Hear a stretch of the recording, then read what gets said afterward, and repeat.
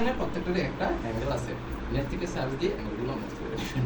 আচ্ছা ক্লিয়ার? জি। কিছু এখানে শিখবেন, কিছু নিজে করবেন, যে সত্যি করতে হবে নাকি কোনো কি করবেন।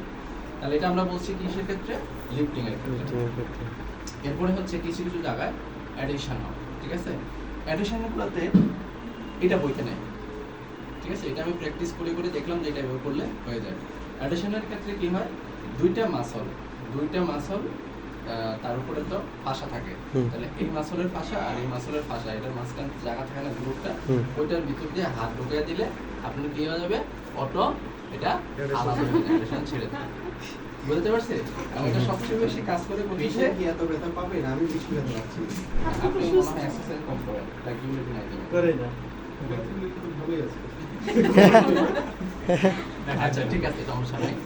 তো এইটা আমরা কি করবো না, কখনোই ওল্ড পেশেন্ট, ইরিটেটিং পেশেন্ট তাদেরকে দিব না, যাদেরকে তাদের এরকম ইয়াং পেশেন্ট পাবো তার সাথে গল্প করা যায়, সেই কষ্ট পাইলেও কোনো ধরনের সমস্যা করবে না, তার ক্ষেত্রে আমরা দিব।